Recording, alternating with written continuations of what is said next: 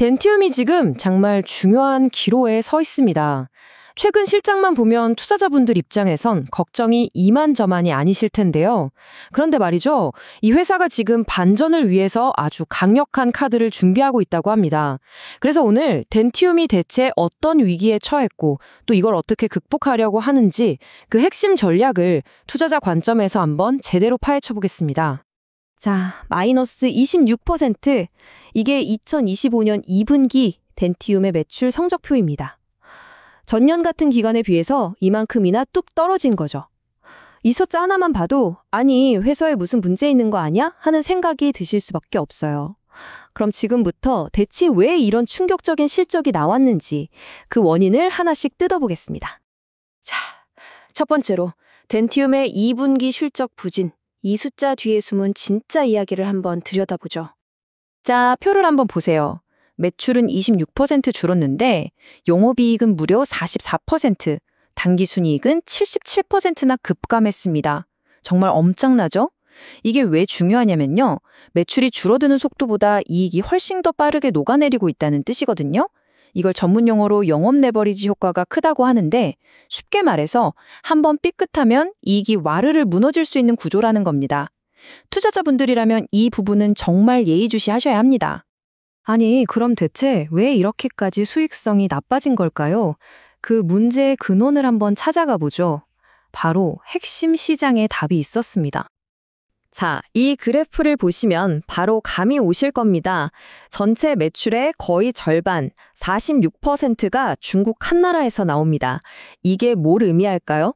네, 맞습니다. 중국 시장이 기침만 해도 덴티움은 독감에 걸릴 수 있다는 거죠. 이게 바로 이 회사가 가진 가장 큰 구조적인 리스크라고 할 수 있습니다. 근데 문제는 엎친 데 덮친 격으로 가장 중요한 두 개의 기둥, 바로 중국과 한국 시장이 동시에 흔들렸다는 겁니다. 중국은 마이너스 36%, 한국은 마이너스 33%, 둘 다 엄청나게 빠졌죠. 중국은 아시다시피 소비 심리가 얼어붙고 정책 불확실성까지 겹쳤고요. 우리나라는 경기도 안 좋은데 가격 경쟁까지 너무 치열해진 거죠. 말 그대로 최악의 상황이었습니다. 하지만 이야기가 여기서 끝나면 재미없죠. 이 어려운 와중에도 희망의 불씨를 피워올린 곳들이 있습니다. 바로 폭발적으로 성장한 해외 시장들인데요. 한번 보시죠. 자, 특히 중국을 제외한 아시아 시장 정말 대단합니다. 전체적으로 18%나 성장했어요. 그중에서도 주인공은 바로 베트남입니다. 성장률이 무려 56%. 이건 단순히 숫자 하나가 좋은 걸 넘어서 덴티움의 성장 엔진이 중국 하나가 아니라 여러 곳으로 다번화되고 있다는 아주 긍정적인 신호로 볼 수 있습니다. 유럽도 만만치 않습니다.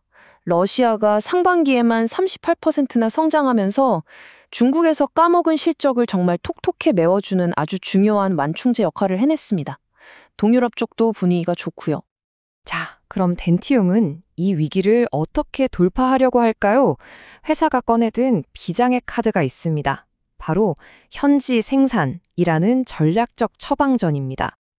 이 전략 아주 간단하고 명확합니다.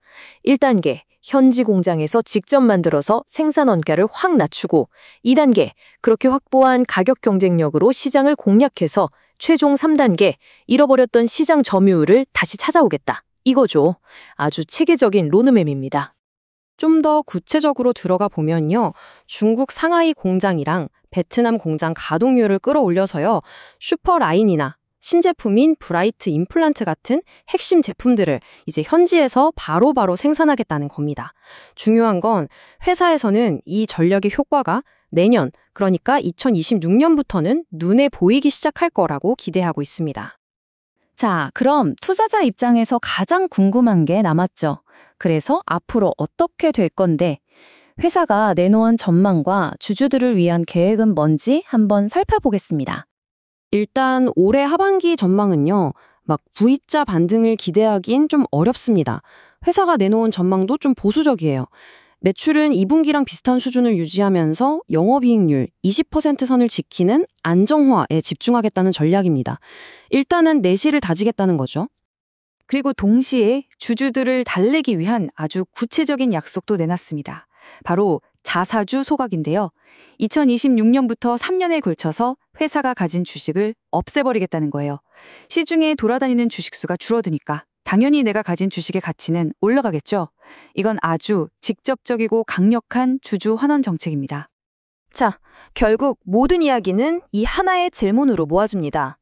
과연 이 현지화 전략이 덴티움에게 진짜 게임 체인저가 될 수 있을까요?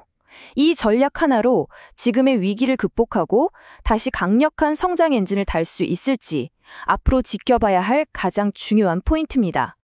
본 컨텐츠는 특정 종목에 대한 추천이 아닙니다. 투자 판단의 근거로 적합하지 않을 수 있습니다. 모든 투자에 대한 책임은 본인에게 있습니다.